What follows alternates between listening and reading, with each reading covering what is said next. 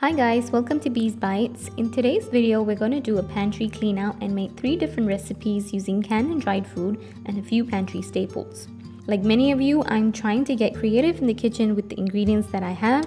Feel free to substitute or add to these with whatever you have in your pantry. The first recipe we're going to make is a potato and leek risoni. Risoni is a pasta usually used in more soup-based dishes like minestrone, but today I'm going to cook it a little more risotto style. The first thing we're going to do is add 1 can of potato and leek soup and add 1 cup of vegetable stock to a pot. This is essentially going to serve as the stock we cook our risoni in. Next, we're going to slice up some garlic and saute that in 2 tablespoons of oil. Once we've got some color on the garlic and it's flavored the oil, we're going to add in about 250 grams of risoni to the pan. We're going to cook the risoni for a little bit and get it nice and toasty. When we're ready, we're going to add the potato and leek stock to the pan ladle by ladle till the risoni has cooked. Make sure your pan isn't too hot when you're adding the stock. My pan was definitely a little too hot and it dried off my potato and leek stock a little too much, so I just added some vegetable stock to get it to a consistency I wanted it to be. Once the risoni is all cooked, we'll add our salt, pepper and thyme, and that's it. I'm garnishing with some chili flakes and we're ready to eat. The next dish I'm going to make is a sweet potato chickpea and coconut curry. This one wins points for being the most flavorful, probably because of all the spices I'm using. The first thing we're going to do is peel and cut up 3 medium-sized sweet potatoes into about 1 centimeter cubes.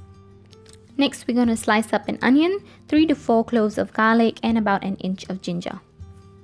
I've got about 2 tablespoons of oil in the pot here. I'm adding my onion, garlic, and ginger to this and sauteing for a couple of minutes. Once the onions are a little translucent, I'm going to add 1 tablespoon of cumin, 1 tablespoon of garam masala, and 1 teaspoon of turmeric. If you find that the mix is a little dry, just add a little bit more oil and give it a good mix. Let the spices cook for a little bit and then add 2 cans of diced tomatoes.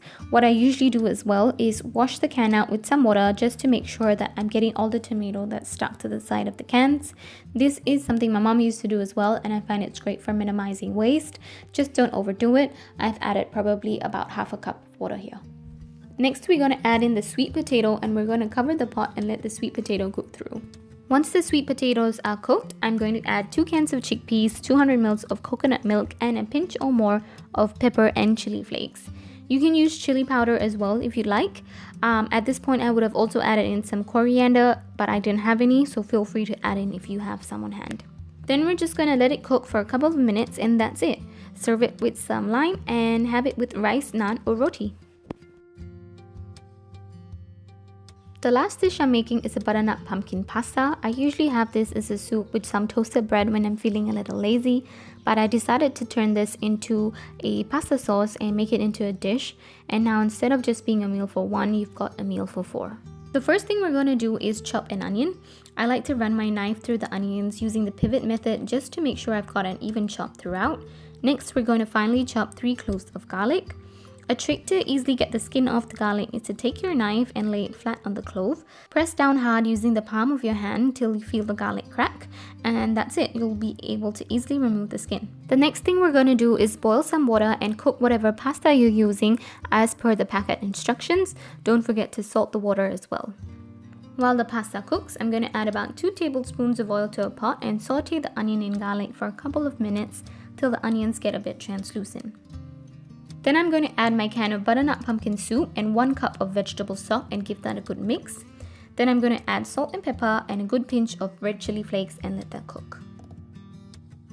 Once the sauce has reduced down to a consistency you're happy with, we'll add some dried thyme and the cooked spaghetti and give that a good mix.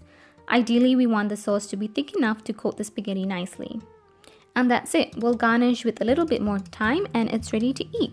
You can always jazz this dish up by adding some cheese or adding some actual pieces of butternut pumpkin. I hope you enjoyed these recipes. If you did, please give it a like and subscribe for more videos next week. Bye!